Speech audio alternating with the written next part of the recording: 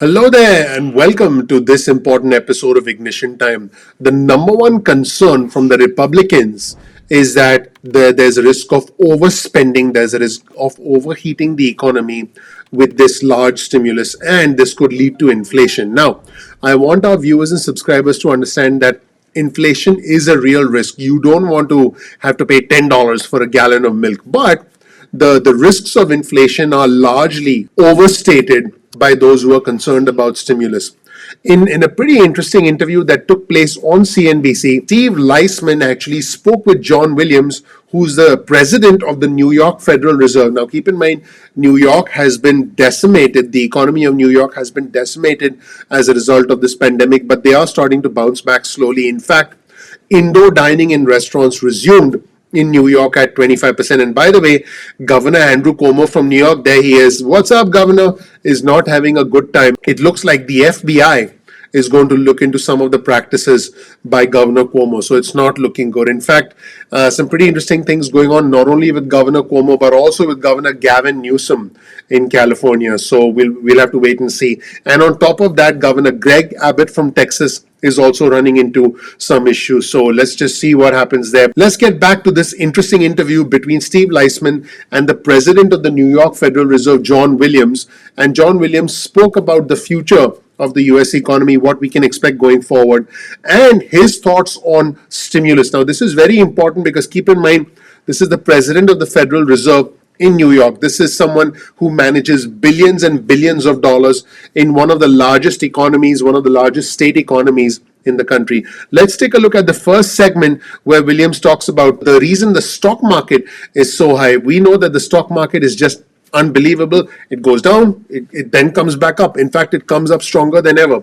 Now, I do want to be clear, if you've been following my channel, there are pockets of the economy that are still suffering. Individuals in travel, leisure, entertainment, and hospitality have been left behind.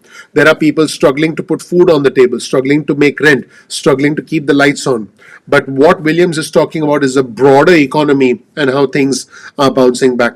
I know that some of our viewers and subscribers are struggling. I'm not discounting that by any means, but what I am talking about is the broader economic health that Williams is referring to. Let's roll the tape and hear what Williams had to say. In terms of watching the 10-year yield, obviously it's an important indicator.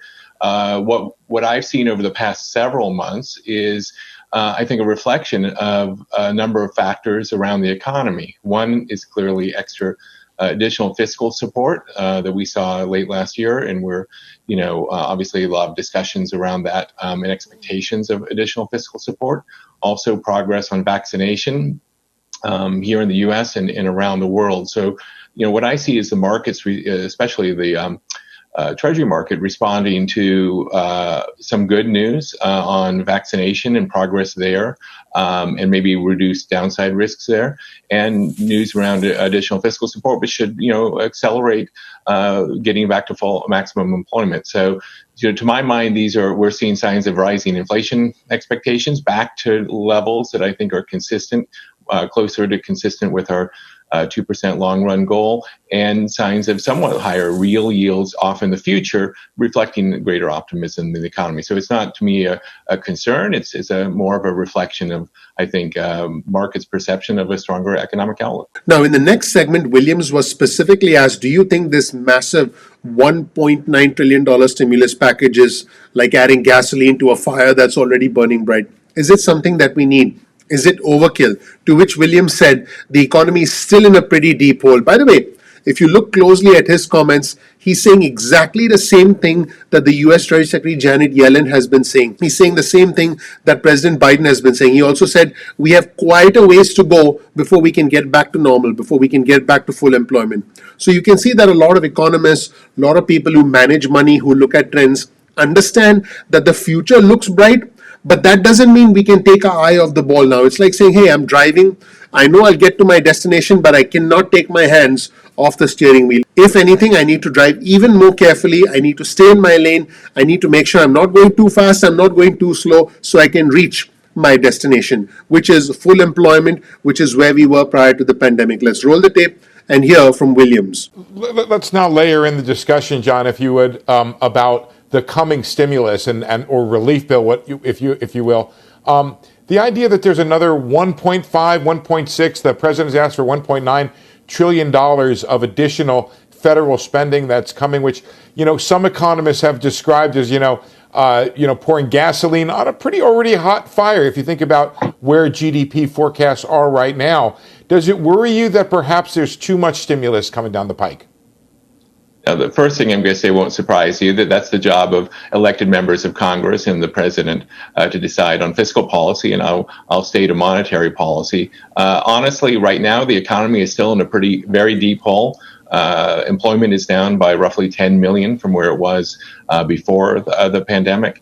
Unemployment is still quite high, and employment to population ratios are really quite a bit lower than we would like to see. So I think right now, the economy has quite a ways to go to get back to maximum employment, and we have a ways to go to get back to our 2% inflation target. So I'm not really concerned about stimulus or fiscal support right now being excessive or anything like that. Really, what I want to see is an economy that gets back to full strength as soon as possible, obviously in the context of a sustained 2% inflation. And in the final segment, Williams was asked about asset prices, about the fact that home prices continue to go up, the stock market continues to go up. This is an irony because the stimulus results in a surge in the stock market, and the stock market helps people who are already doing well.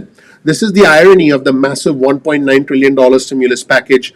Inadvertently, it's making the rich richer, because as the stock market goes up, the rich simply get richer. And here's what Williams said. He said he's not worried about high asset prices, and he said there is no evidence of imbalance in households and in businesses as a result of these high asset prices. Folks, we may be in for a Goldilocks period, if you will, where everybody is able to recover, and low interest rates, which then lead to higher asset prices, are a part of the equation. Let's hear what Williams had to say. Let's roll the tape. John, talking about assets in general, the Federal Reserve Monetary Policy Report to Congress today, which I assume you're aware of, talked about asset valuation pressures having returned to or exceeding pre-pandemic levels. I guess that's a euphemism for asset prices being high. How much concern do you have about that and the idea that Fed policy underpins those kinds of high asset prices? Well, this does take us back to the, very high asset prices we were seeing even last year and before. And clearly, equity prices are quite high. We're seeing quite a pickup in residential real estate prices, and very tight spreads on corporate debt instruments. So there's definitely a lot of indications of very strong asset prices. I do think it reflects a couple of fundamental factors. One is, I think that market participants and investors around the world are looking ahead through this year and looking into an economy that hopefully will have a pretty robust recovery and a strong expansion over the next several years, which would support stronger valuations. I also think that we still are in a globally low interest rate environment, even abstracting from the cyclical part of that very low yields on sovereign debt or on treasury securities, things like that, does all else equal imply higher valuations for asset prices. So I think the big drivers, the fundamental drivers, are really kind of optimism among investors to get the U.S. economy and the global economy is going to have a strong recovery and expansion, and expectations of low rates, well off into the future, and those combined will give you higher asset valuations. In terms of concerns around this, it's one thing to say that the fundamentals kind of tell you that asset prices should be somewhat higher. Obviously, the concern would be if that gets out of control or we see really strong imbalances resulting from that in terms of business or household or behavior by businesses or households or financial institutions. And there, I actually don't see really the evidence for that. That's it, everyone. Let me know what you thought of comments from the president of the New York Federal Reserve, John Williams, and whether you agree with his statements about the fact that you can essentially never have too much stimulus. In other words, he's not worried about excessive stimulus. The economy is still in a hole, and we need help fast.